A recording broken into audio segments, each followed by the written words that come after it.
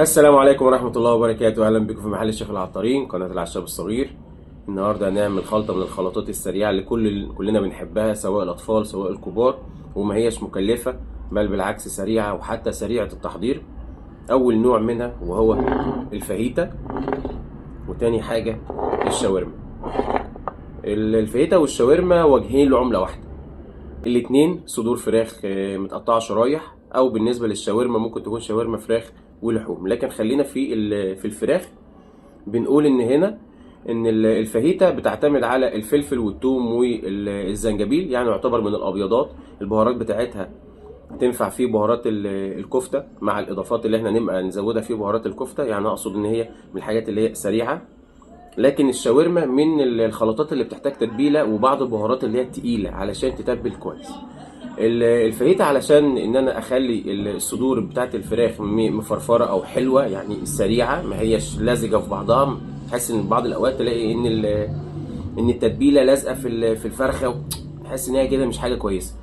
بضيف معلقه عشان امنع الكلام ده، بضيف معلقه نشا ومعلقه سكر مع التتبيله، واخد معلقتين كبار من دول واحطهم على الفراخ مع ترانشات وشرايح الفلفل والبصل الابيض. لازم يكون بصل ابيض، ده الافضل. يعني لو الاحمر مش هيقول لا، لكن لو الابيض علشان هي اصلا بتبقى تتبيله مسكره. اخد كل ده ربع ساعه على النار، اشوح زي الفل سندوتشات وتبقى زي الفل. لكن بالنسبه للشاورما زيها زي اي تتبيله. لو انا بتبل الفراخ المشويه مثلا، لازم على الاقل خالص يبقى معايا زبادي، يبقى معايا سنه الملح، الخل، واتبل بيها واسيبها ساعه لساعتين على البارد. وبعد كده احط على النار مع الشرايح بتاعه الفلفل والبصل اذا حبيت، مع الطماطم، وبرده نفس الموضوع. الاختلاف مع الفاهيتا، اللي هو الاختلاف الاساسي، ان انا لما باجي اشتغل مع الفاهيتا انا بحط الصوص مع التتبيله نفسها. صوص الصويا صوص او الخل والملح، بشتغل كل ده مع بعضه وبيتبل كله في بعضه. لكن بالنسبه للشاورما مفيش فيها التركه دي.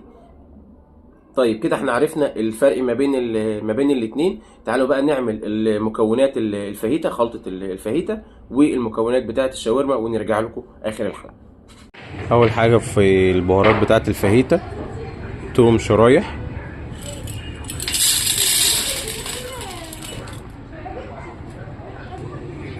البصل الشرايح. معلش اعذرونا، ما بعرفش اشتغل بالبصل البودر والكلام ده.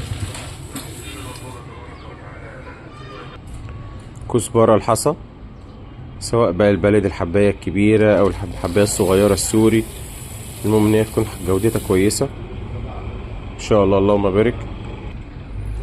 الفلفل الاسود البرازيلي الفيتنامي، المهم ان هو بس ما يكونش عجينة.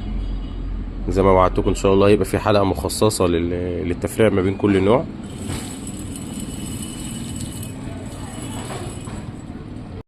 زنجبيل ابيض اللي هو الصيني، ياريت بس نبعد عن النيجيري، بيبقى لونه غامق شوية، لكن الصيني بيبقى حلو هو، والهندي برضو بتبقى درجة الحرارة بتاعتهم اعلى. كمون بلدي يبقى لونه اخضر بعيد عن الهندي برضو.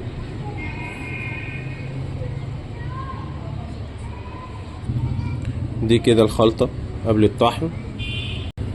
لو احنا حطينا فلفل ابيض مكان الاسود هيبقى اجمل، هتبقى من الابيضات، هتبقى حاجة جميلة، تبقى التست بتاعها اعلى.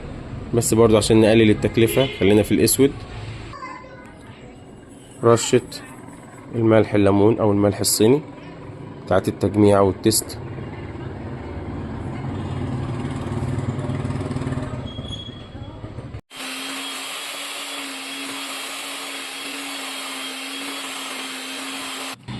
ما شاء الله اللهم بارك، ريحتها قوية جدا. ريحة الثوم والبصل عاملة فيها شغل ما شاء الله. هنقول ان شاء الله تعالى ايه الفروق ما بين الفاهيتا والشاورما، وامتى استخدم دي وامتى استخدم البهارات دي ان شاء الله. ما شاء الله ان شاء الله. في تتبيلة الشاورما كمون، في ناس ما بتحطش كمون في التتبيلة بتاعتها، ودي بتبقى بنقول عليها مدارس او اذواق، يعني كل واحد بيختلف من تتبيله لتتبيله. كزبره بلدي دي ما اعتقدش ان يبقى فيها عليها اي اختلاف خالص. توم شرايح زي ما احنا اتعودنا ان هو طبعا افضل بكتير قوي من البودر. بابريكا اسباني، قرنفل، فلفل ابيض، فلفل اسود،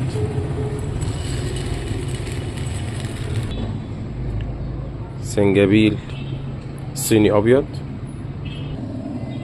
قرفة عود او كسر، كركم، كبابة صيني لو هي هتبقى في اللحوم ماشي، لو هتبقى في الفراخ بلاش الكباب الصيني. جوز الطيب، وطبعا زي ما بنقول كل مرة على حسب الرغبة، حبيتين جوز الطيب، شطة ودي طبعا على حسب الرغبة، فصين 3 حبايين، واخيرا وليس اخرا الزعتر. اخر حاجة بقى سنة ملح الليمون بتاعت المزازة الحلوة علشان تعتبر مادة حافظة لو البهارات طولت معانا. ده كده الشكل النهائي بتاع بهارات الشاورما. هنطحن ونشوف شكلها عامل ازاي.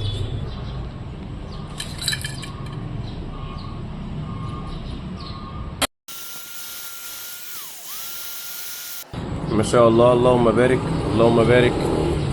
بهارات شاورما، احلى بهارات شاورما، التتبيل اللي فيها فراخ ولحوم ما شاء الله، الريحه بتاعتها تغني. ورجعنا لكم مره تانية بعد ما عملنا خلطه الفاهيتا. المكونات بتاعتها بسيطه جدا وتنفع في اي حاجه وسهله حتى في عمايلها. وخلطه الشاورما احنا رجعنا عملناها مره تانية عشان نقارن ما بين الاتنين، وزي ما قلنا كثره الاسئله ما بين الفاهيتا والشاورما هم وجهين لعمله واحده، الفاهيتا والشاورما. لو حد محتاج اي خلطه يقدر يسيبها لنا في الكومنتات، حد مستعجل على حاجه يقدر يتواصل معانا واتساب، ممكن نوصل له كميه لاي مكان. اشوفكم على خير في فيديو جديد مع العشاب الصغير، والسلام عليكم ورحمه الله وبركاته.